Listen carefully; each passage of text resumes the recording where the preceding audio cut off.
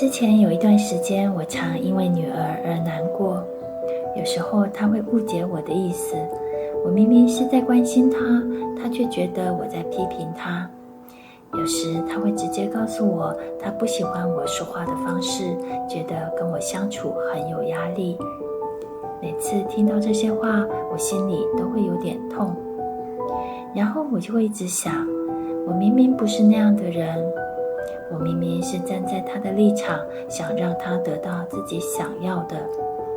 但后来我慢慢发现，真正让我难受的，其实不是他说了什么，而是我心里有一个非常在乎的角色，那个角色叫做妈妈。因为我太希望自己是一个好妈妈，太希望在他心里，我是一个让他感受到温柔、无条件爱他的母亲。所以当这个形象被挑战的时候，我就受伤了。有一天我忽然冒出一个念头，那个受伤的人真的是我吗？还是我只是把自己误认成了那个叫做妈妈的角色？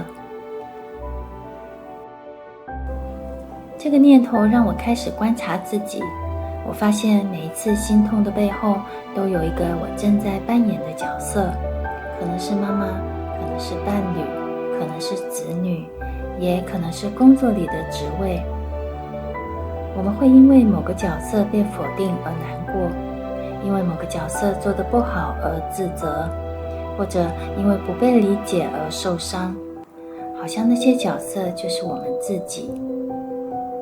但仔细想想，从小到大，我们换过多少不同的角色？有些角色早就结束了，有些还在继续。那些角色都来来去去，可是我们从来没有怀疑过，这些角色真的是我吗？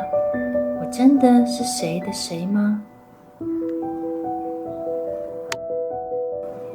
我很喜欢一个河流的比喻，昨天经过的时候是这条河，今天经过也是这条河，明天再来它还是同一条河，但其实河里的水一直在流动。昨天的水早就不见了，今天的水也正在流向远方。如果河流一直在改变，为什么我们还觉得它们是同一条河呢？我发现我们是不是也都这样？10年前的我，5年前的我，现在的我，很多东西早就不一样了。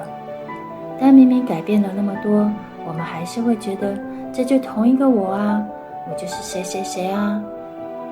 可是如果这个我一直在改变，有没有一个从未改变的我其实一直都在？那个真正的我到底在哪里？带着这个问题，我最先想到的是，我应该就是这个身体吧。但有一天，我很安静地感觉到，我的肩膀紧绷，胸口闷闷的，整个人有点累。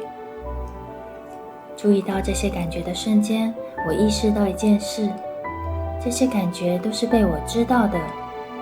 就像我看到窗外的一棵树，听见远方传来的鸟叫声，它们都是被我听见、被我看见的。身体的感觉也是一样，那些僵硬的、疼痛的、疲倦的感觉，都只是正在被感受、被经验的东西。那么被感受到的东西，应该不能算是我自己吧？那我到底在哪里？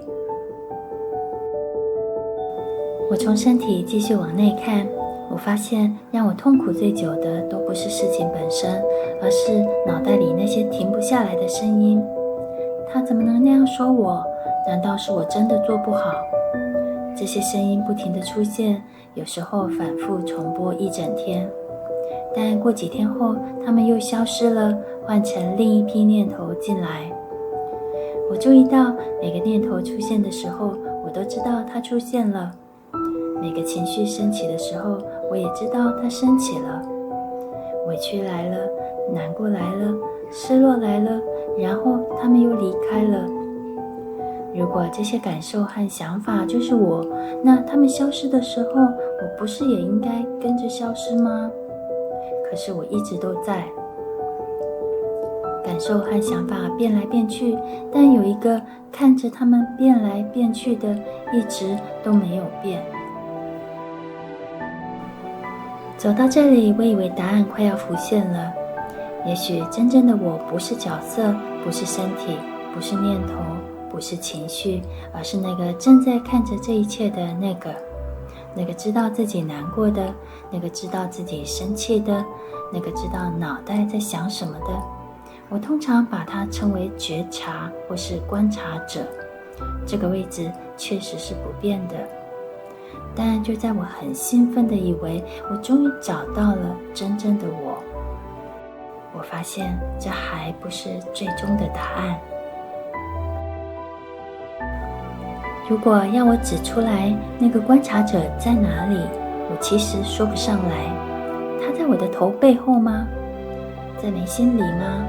还是在心里某个地方？每当我试着去找到的都只是一种感觉，或是一个我正在觉察的念头，但那个念头本身也是被看见的。我没辙了，如果连正在观察这件事都能被观察，那真正的观察者究竟在哪里？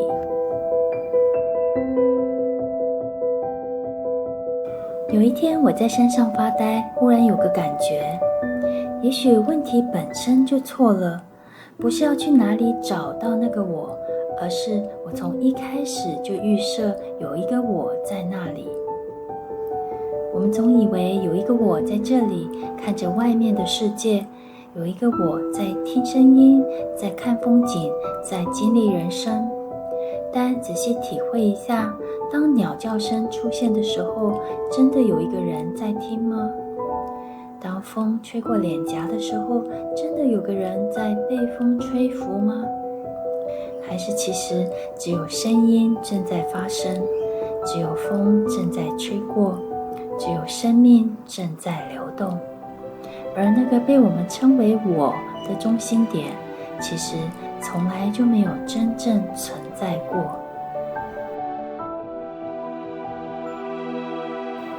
走到这里，我并不是说我已经完全明白什么是无我，因为我也还在路上持续探索。